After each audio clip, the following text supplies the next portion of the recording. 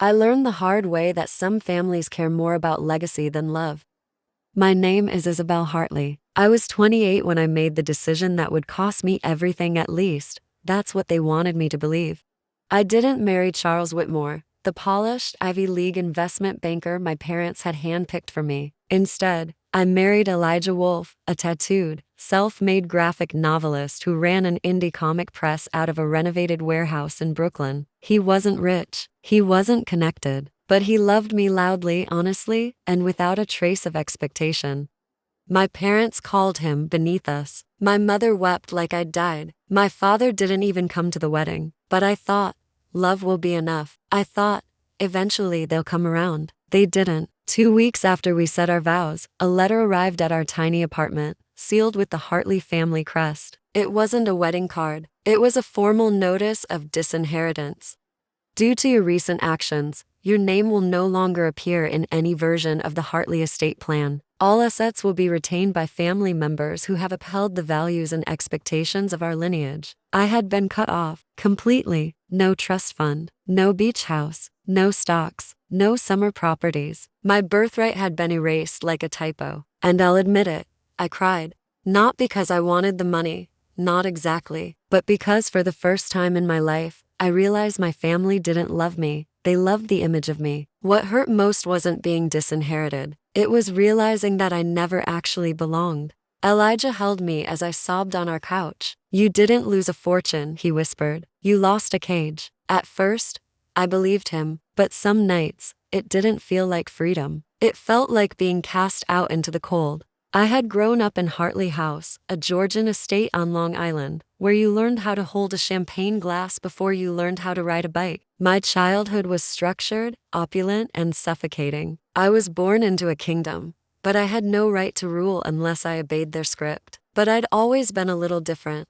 I used to sneak out at night and take the train to Manhattan just to sit in open mic poetry nights. I wrote stories on hotel stationery. I sold handmade signs at book fairs under a fake name. My family didn't know about that Isabel. They knew the debutante, the model student, the girl who wore pearls and smiled on cue. So when I said no to Charles Whitmore and yes to Elijah Wolfe, I wasn't just rejecting a man, I was rejecting their entire version of my life. And they punished me for it, but they underestimated something. I was their daughter, yes, but I wasn't their clone. They disinherited me to destroy me, but I would use their rejection to build a new life on my own terms. And one day, I'd make sure they knew. The girl they cast aside became a woman they could never control. The day I left the estate, I had nothing but two suitcases and a fire in my chest. Elijah and I rented a tiny walk-up apartment over a hardware store. The air conditioning barely worked, the plumbing was questionable, and the neighbors were loud,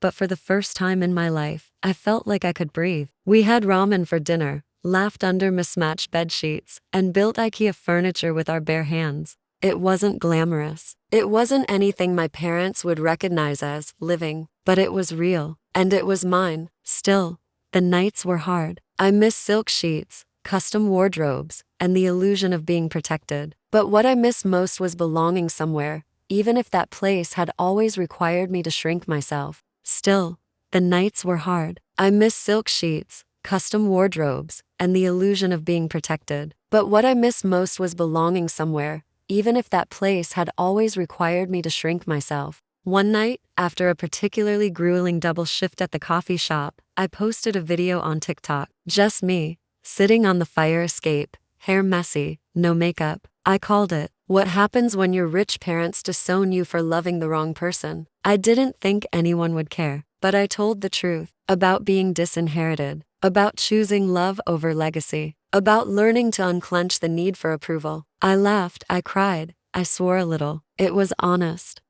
By morning, the video had 2 million views. By the end of the week, it had over 10 million. Comments poured in. Your strength is unreal, following for more. I relate to this so much. My family cut me off too. Can you please speak at my university's Women's Summit? I wasn't just another disinherited daughter anymore. I was a voice for thousands. And that's how the TEDx organizers found me. They messaged me with the subject line, "Your story needs a stage." 2 months later, I was standing in front of a red dot on a stage in San Diego, telling the world about the day my parents erased me like a typo in their legacy. and how I rebuilt myself, brick by brick, boundary by boundary. That talk, it hit 5 million views in a month. The press reached out, podcasts, women's groups, high schools, college club. I was being invited to speak not because of my last name, but because of my authenticity. I was no longer a Hartley in their world. I was Isabel, the woman who said no to generational control and yes to her own damn voice. But with visibility came backlash. A distant cousin texted me, "You're humiliating the family. Grandma's rolling in her grave." I stared at the message for a full minute before replying. Good, maybe she'll finally notice me. Elijah watched me hit send and grinned. "You're not just surviving this, Izzy. You're owning it." And he was right. I'd lost a last name's fortune, but I'd gained something more powerful, a platform, a purpose, a voice that didn't shake anymore. I knew it would come, the fallout, the backlash, but I didn't expect it to arrive via certified mail, a thick envelope postmarked from Charleston. My mother's handwriting on the front was unmistakable, dramatic loops, perfectly even spacing, like she was still trying to win handwriting awards at age 65. I didn't open it right away. Instead, I stared at it while Elijah cooked pasta in our little galley kitchen. The smell of garlic filled the room, and the sound of a Billie Eilish song played low in the background. Everything felt peaceful. And this envelope? It was the opposite of peace. When I finally tore it open, the letter was exactly what I expect, and somehow still worse. Isabel, your recent behavior has brought shame to the Hartley name. We have endured your silence, your defiance, and your choices, but broadcasting our family matters to strangers on the internet is unforgivable. You are no longer welcome in this family. Your inheritance remains revoked. Consider this the final word. No love, no concern, just dismissal dressed in cursive. I laughed, out loud. Elijah, I said, waving the letter in the air. They finally disowned me a second time. He peeked around the corner. Guess they missed the first TED Talk. But something about the letter still stung. Not because I wanted their money. I didn't. Not anymore. What hurt was that even now, even after I found my voice, they still only saw me as a stain on their legacy, not a person reclaiming her own. A week later, Page 6 published a headline. Disowned heiress goes viral for telling the truth, and her parents are not happy. Suddenly, I wasn't just a woman with a story. I was a movement. More people reached out. Women from all over the world, India, Brazil, Italy, deeming me with their own stories of being silenced, shamed, or erased. One girl wrote, "I watched your TED Talk in my dorm room and cried. I thought I was the only one with parents who loved their name more than they loved me. I cried too, reading that, because I had felt exactly that way for 27 years, and now I knew I wasn't alone." But then something strange happened. Charlotte, my cousin, and one of my mother's most loyal flying monkeys, sent me a voice memo. Her tone was different, not fake cheerful, not judgmental, just tired. Izzy, I just wanted to say, I watched your talk, and I think you're right. I've never had the guts to stand up to Aunt Meredith, but you did, and I admire you for that. I hope we can talk someday. No pressure. It took me a full hour to respond, but eventually, I did. Thank you. That means more than you know, I said. Maybe healing wasn't a straight line. Maybe some of us would find our way out of the cycle. That same month, I was invited to speak at a conference for women in leadership in New York. They flew me out, booked a hotel room overlooking Central Park, and introduced me to CEOs, authors, and changemakers. And me? I was just a girl who used to be terrified of speaking her mind at the dinner table. Now I was getting a standing ovation from a room full of powerful women. My closing line? Some of us weren't born to inherit empires. We were born to burn down walls and rebuild something better from the ashes. The room erupted.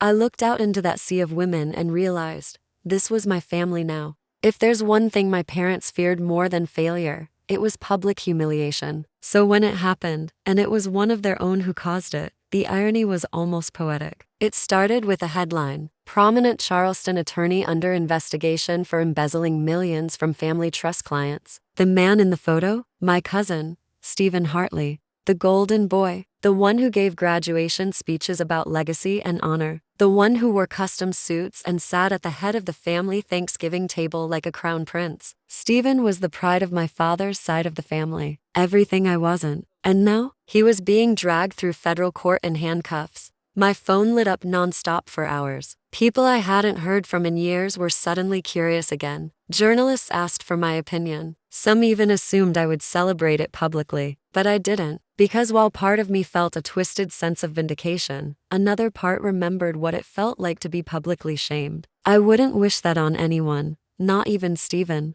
Still, I couldn't help but notice the hypocrisy. When I had told the truth about our family's emotional dysfunction, I was excommunicated. But when Stephen stole millions, they were already drafting press releases to protect the Hartley reputation. A week later, a blog post I'd written 6 months earlier, titled "What Legacy Really Means," went viral again. People started quoting a line I had almost deleted during editing. "Legacy built on silence, secrets, and suppression isn't a legacy, it's a lie with good lighting." Suddenly, I was everywhere. Podcasts, interviews, panels. A best-selling author DM'd me on Instagram, asking to collaborate on a book. The publisher of The Atlantic emailed personally to commission a long-form piece about my experience. And in the middle of it all, I got a text from Charlotte, my cousin. "They're falling apart, Izzy. Your mom won't stop crying. They're more embarrassed now than when you went viral. Can we meet?" We met for coffee at a bookstore near my apartment. Charlotte looked different. No pearls,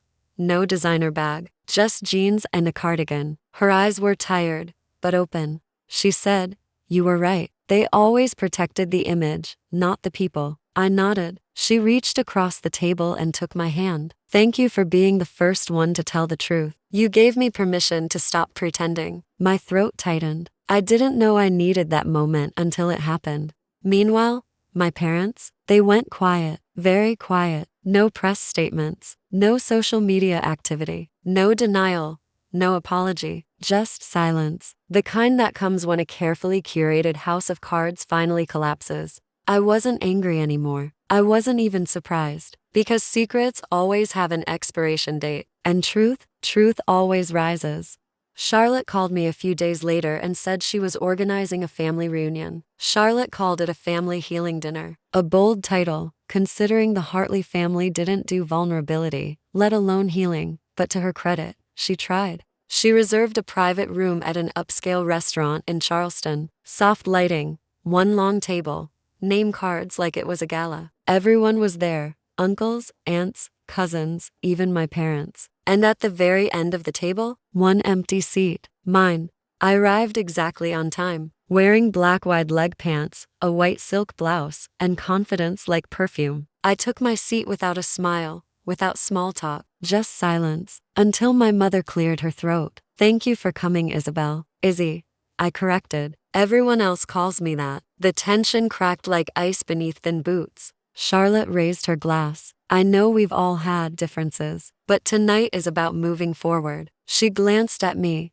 then at our parents. "About acknowledging the things we've never said out loud. Cue the elephant in the room. Cue the silence." Until I couldn't take it anymore. "You toasted Stephen for years," I said, voice steady. "Called him a success, a man of integrity, a role model." All eyes turned toward me. "And where's he now?" I continued, facing a possible 15-year sentence for stealing from grieving families. No one spoke. Meanwhile, I got shunned for what? For writing the truth? For not marrying into the country club circuit? I turned to my parents. "Tell me, what hurt your reputation more? Me writing a blog, or Stephen committing a federal crime?" My mother flinched. My father opened his mouth, then closed it again. And that's when it happened. My mother cried. Not performative, not guilt-tripping, real tears. "You're right," she whispered. "We failed you." The room froze. Even the waiter paused mid-step. "We cared more about what people thought than what you felt," she continued. "You were never less than, Izzy. You were more. We just didn't know how to love someone who wasn't like us. And I resented you for it," my father added. His voice was low, hoarse. "Because you reminded me of what I gave up to fit into this world." The words cracked something open in me I didn't even know was still closed. I took a breath, and then the door opened. Elijah. He wore his usual quiet confidence. Dark jeans, pressed shirt, warm smile. Charlotte must have invited him. I stood, surprised. He walked over, kissed my cheek, and pulled out the chair beside me. The chair no one else had dared to sit in. He nodded at my parents. "Hi, I'm Elijah," he said, A beat of silence. Then my father stood, walked over, and extended his hand. "It's good to meet you, son." I almost lost my breath. Later that night, after dessert and stories and cautious laughter, I stepped outside with Elijah. The Charleston air was warm, sweet with magnolia. "That was surreal," I said. He smiled. "That was you. Changing a family with truth." I looked up at him. "I think I'm ready to stop surviving and start living." He tucked a curl behind my ear. "Good, because the world's been waiting," he said. "Remember Charles Whitmore? The Ivy League investment banker my family handpicked for me like I was a piece of property being auctioned off." "Yeah, him. Polished, prestigious, perfect. On paper. But life has a funny way of humbling the people who think they're untouchable. Turns out, all that glitters isn't gold." Charles lost everything. His firm collapsed, his assets froze, and his so-called network evaporated the moment the money dried up. Poof, gone. No one stuck around. And I said nothing. I didn't remind my parents how hard they pushed for that match. Didn't throw their obsession with status and social climbing back in their faces. There was no need. Because by now, they understood. Love isn't about credentials or trust funds. It's about character, loyalty, depth. It's about showing up when it's hard to, not just when it's convenient. My dad, the same man who once said, "Elijah doesn't fit," now invites him to weekend golf tournaments. Elijah hates golf. He told me once he thinks it's like watching grass grow in slow motion. But he goes. He puts on the polo shirt, the khakis, and that polite, practiced smile. Because he knows, it's not about the game. It's about building something with the man who once didn't see his worth. That's love. That's grace. That's what real family looks like. And me? I don't need revenge. I told you so. Because every time I look across the dinner table and see Elijah laughing with my father over a terrible golf swing, I know, this is the life I built. Not for them, not for their approval, but for me. And somehow, it healed us all. Me? I'm still making videos. Little diary-style clips where I sip coffee, talk to my followers, and laugh about my golf-hating husband. I post about how life really turned out, not how it was supposed to go according to the plan. And guess what? My dad watches them. Yep, the same man who once would have cut off contact, accused me of embarrassing the family, or said I was too emotional. Now, he laughs. He shares them with his friends at the golf club. He introduces Elijah proudly, his son-in-law, to everyone like he's royalty. The irony? Elijah still hates golf, but he shows up, clubs in hand, because he loves me. And now, finally, my dad sees that and respects it. I talk about how much my life has changed, how I've grown, and how I'll keep telling this story, not just for me, but for everyone who's ever felt like they weren't enough just as they are. Because here's the truth. You don't have to become who they want you to be. You are already enough, just the way you are. Your greatest revenge? Becoming your truest self, and not apologizing for it. And if you keep believing in yourself, if you stay true even when it's hard, they won't just accept you, they'll admire you. They'll respect the strength it took to stay whole in a world that tried to slice you into someone smaller. So tell your story, live your truth, and never, ever shrink to fit someone else's comfort. Because you, exactly as you are worthy of love, of pride, and of peace.